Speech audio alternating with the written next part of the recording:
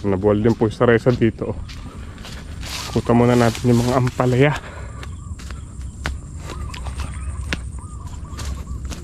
Yung mga talong.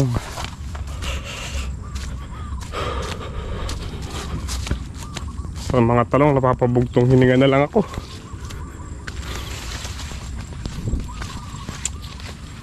Dami na naman po sira yung bunga ng talong.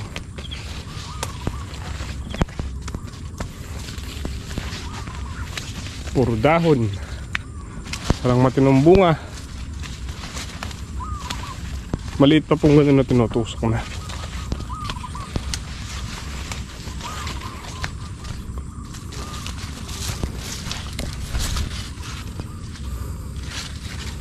Ganito. Di pa man lumaki. Itusok na.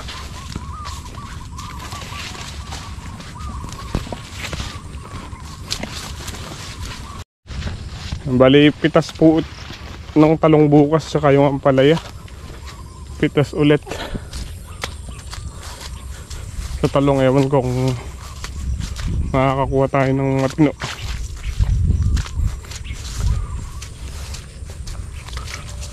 Sala natin yung ampalaya.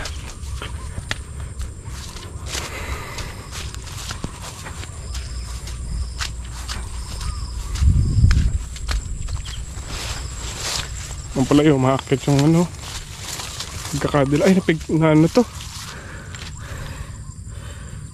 bumagsak. Nagcrack-crack po.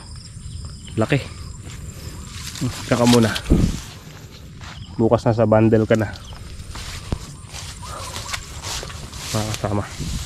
Gusto sa taba yung mga ano, ampalaya.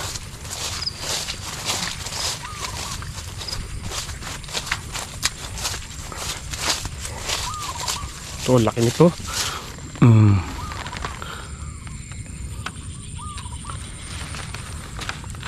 Kabraso.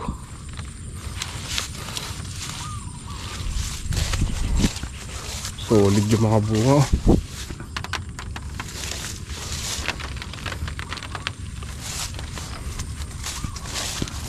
Ito kulay black. Haba rin.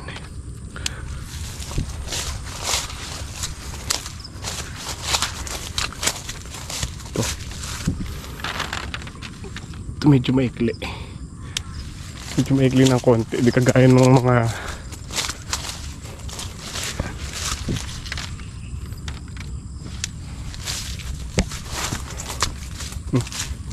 sayang na yung bunga.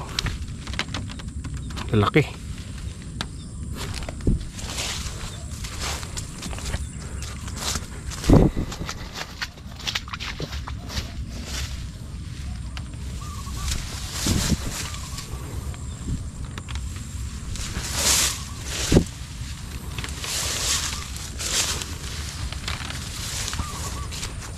Okay, kabilang dulo.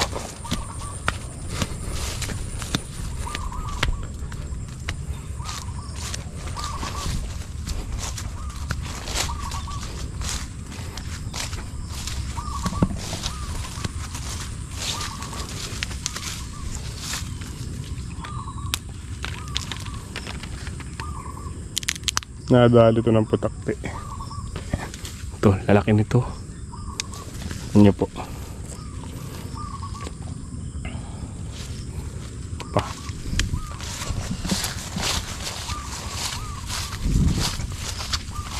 Bukas. Ay! Nahinog to. Sigurado sira to. Oh. Nabulok. Tusok. Pero sigurado bukas susulong po tayo sa pitas ampalaya.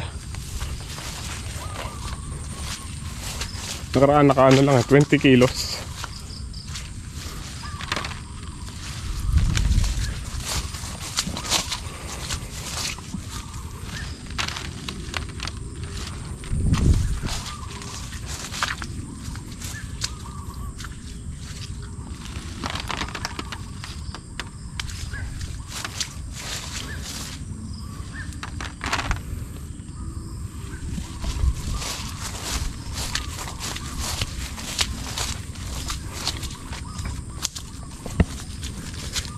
Ito ata yung pinakamalaki sa lahat ah. Taba pa sa braso. Di masakmal. Yung mga kasama ko. Yan sila katataba. Di masakmal. Ito. Ito maikli pero mataba. Ito maganda yung bunga nito eh. Sunod-sunod. No?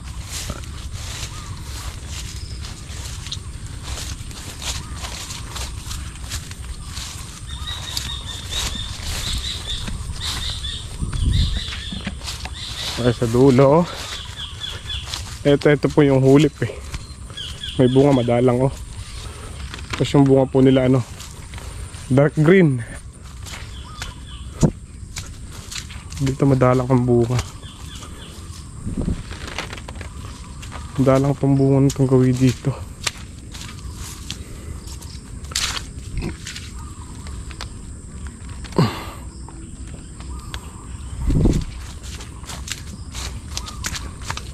Nakakaramihan po dito sa dulo na to. Dahil lang sa tabi ng mahogany. Maraming natutusok na bunga.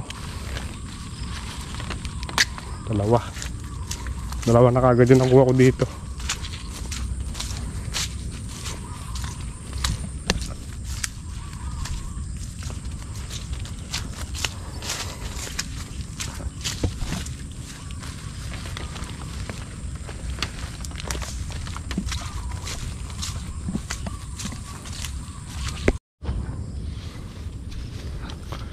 Mga upo, meron na rin po silang ano, buko.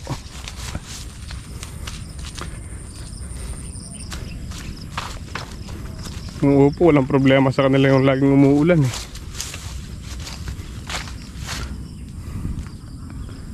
Laging sariwa yung dahon nila. Tsaka naman po ng upo, hindi sila matakaw, maninira. Tapos yung pitas nito other day pa, para sitaw. Ganda ng upo.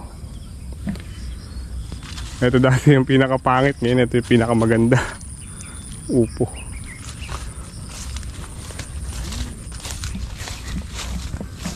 Nagle-letting po si tatay. Pinubuo niyo yung letting sa itaas. Nag-shete na po kasi yung mga upo. Kung mapapansin nyo, pupunta na rin sila sa taas. Bilis humaba ng upo. Doon ang dahon, no? Ito pa po yung madalang ma-spray. Isang beses lang sa isang linggo. Nagpapataba si tatay. Pataban nila?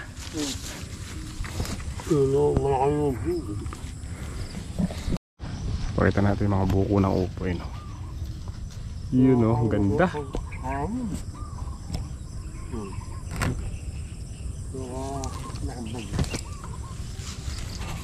Kalaban lang din ng upo, hangin nga.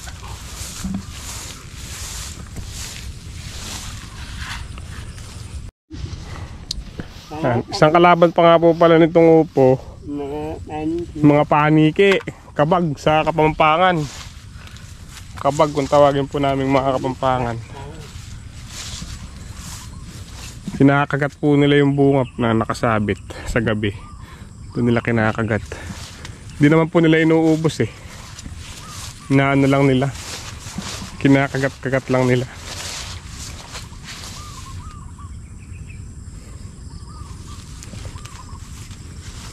Sabi ni tatay mga 10 days pa makaka-harvest dito sa upo eh. Ito. Mga bunga nila. Sunod-sunod.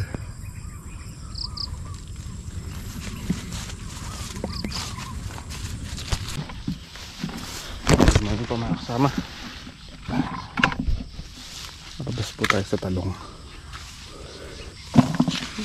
Kahit makailang kilo lang.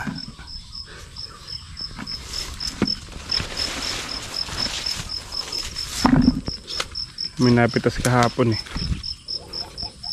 Dahil tanghali na.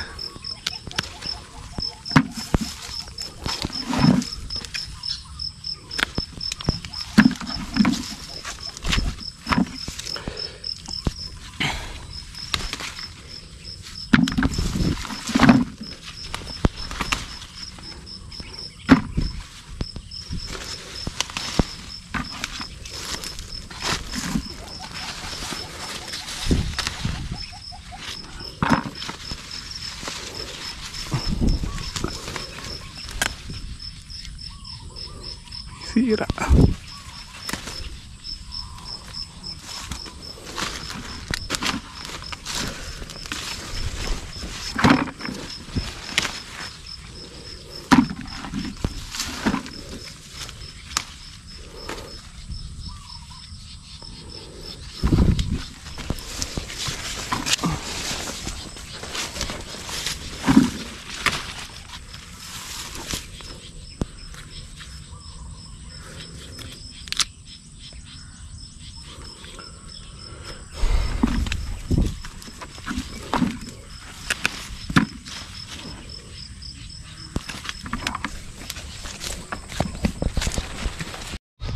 Tapos na po tayong pumitas.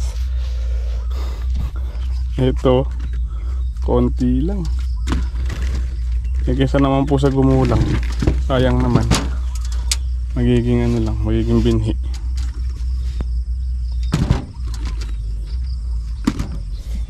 Ilang kilo lang siguro to. 2 kilo. Yung good.